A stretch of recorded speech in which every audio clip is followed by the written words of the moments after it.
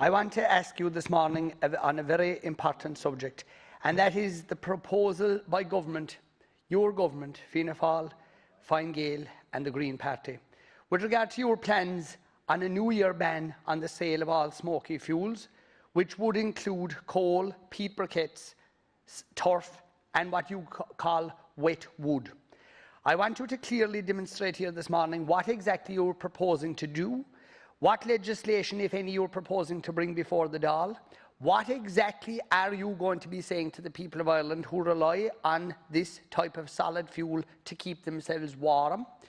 Water and heat and light is a basic requirement of any human being trying to live in this world or in this country today.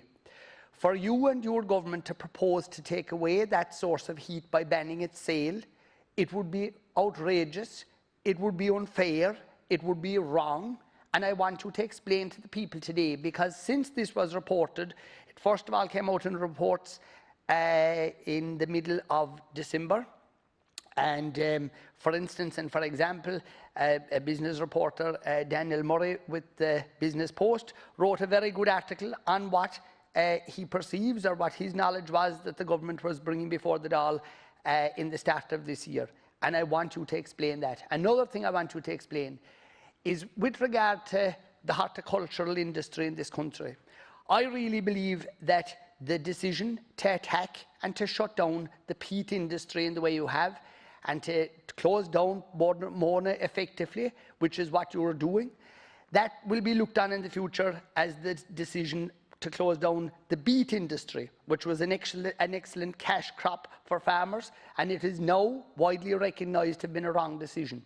With regard to the peat industry, by closing that down, you are affecting the horticultural industry. We have many small garden centres, we have large-scale operators and medium businesses. These are all giving valuable employment. They need peat for their work. They are asking now what exactly is going to happen to them in the future. So I have a number of questions for you. What legislation, if any, are you bringing before the Dáil to ban the sale of coal, peat briquettes and turf and what you call wet wood? The people who work for Bord na Móna, private contractors, have been in contact with me saying they do not know whether they are going to be having work in March of this year or not, harvesting peat. They were contracted in the past to work for Bord na Móna. Are they going to have work this March or not? These people have invested and borrowed hundreds of thousands of euros for the machinery and the plant that they use in the harvesting of peat, working as subcontractors for Bord na Móna. Bord na Móna are now saying to them, well, as far as we can see, the government is pulling the plug on this industry and leaving these contractors and their employees high and dry. Taoiseach. Yeah. First of all, just in terms of the overall context, it has been the general view and the majority view of this House, as articulated in various Oireachtas committees, and indeed of the government, that we have to address the issue of climate change, and that we also have to have clean air for the health of the people of the country. I would ask if the Deputy would confirm that that is his view as well. The introduction of the smoky coal ban back in 1990 by then Minister Mary Harney, I think, was a very radical move that dramatically improved health for the citizens of Dublin and other cities. And I think this is an issue we need to engage with in this House, because there are some towns around the country where reports from the experts in terms of respiratory health are categoric in terms of the damage that has been done to people's health because of smoky coal. And I don't think, Deputy, we should give any succour to the smoky coal sector anymore, in any shape or form. I think the fact that we're now in 2020 and that ban hasn't been completed, I think is an indictment of society. That's my view. Now, in terms of other fuel types and so on, the Minister, as my understanding, and I'll ask Minister Eamon Ryan to communicate with you, is developing a clean air strategy, which will be open to public consultation and is situated in the context of climate change policy more generally, and also within that, then the whole concept of just transition. In the context of Bord na Móna, it's not our objective to run down Bord na Móna, it's the opposite. It's to make Bord na Móna the agent, a key stakeholder in terms of achieving our climate change objectives into the future and create new forms of employment, in terms of re-wetting our bogs, and in terms of, for example, allocating additional resources to the areas where Bord na Móna worked so effectively in the past. That is the objective, and to create alternative employment. So the retrofitting scheme, for example, as part of the Just Transition programme, that was initiated in the Midlands and surrounding counties. And so nothing's going to be forced on people immediately or anything like that. There's no legislation, for example, in terms of this session. But I think we do need to embrace the climate change objectives of the country, of this House, of Europe. It is a reality, climate change. It is the existential threat to our societies. Thank you, Taoiseach. Of that I have no doubt. And therefore, part of all of that is the protection, conservation and nurturing of our biodiversity. Thank and you, restoring Taoiseach. our Time is biodiversity. That's key. Deputy Healy-Rae.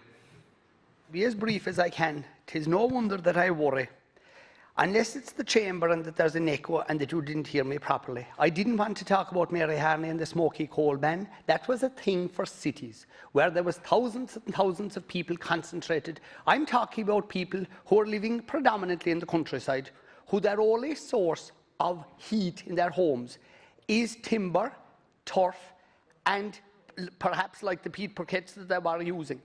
But I asked you very clear questions. Of none did you answer. Absolutely none. You ignored completely the horticultural industry. Do you realise there are thousands of people involved working in that industry who are waiting to hear what you have to say today? And all they heard you talk about was Mary Harney and a thing that happened 20 or 25 years ago.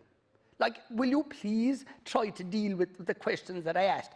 I also want to highlight to you that fuel poverty is a recognised fact by the Department of Social Protection, and I want to thank them for their work that they do in trying to address the problems faced by people suffering from fuel poverty. Thank you, Deputy. Time now, is up. what I want you to clearly outline, will you comfort people by telling them that you will not ban the sale of coal, peat briquettes, turf or wood in the future? All right. Because thank you, Deputy. not to do so is leaving the situation be unclear and allowing people to worry. Time is up. And you can't compare people living in the countryside with something that happened in Dublin 20 or 25 years ago. Taoiseach. I don't think what you're saying is fair. I instanced that as an illustration of a very important policy that we should continue with, in terms of having air that people can breathe and live healthy lives. That should be a fundamental objective of all of us in this House. And it's not just cities, it's towns. But there has been, last year, and the then Minister Bruton did expand that into quite a number of towns, and Minister Ryan wants to continue with that. In terms of the broader issue of other fuels and so on, there's a clean air strategy being published. There will be opportunities for public consultation for yourself and others to make submissions. But I do have concerns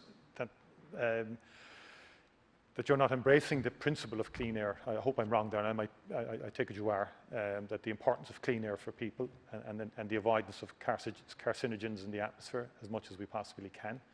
That's very important in terms of our broader health.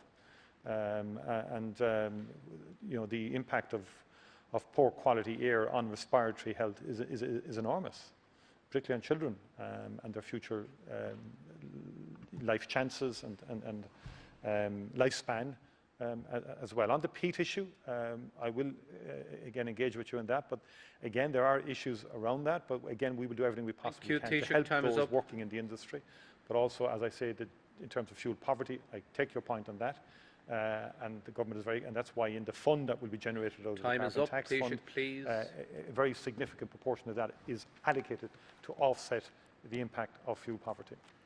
Thank you.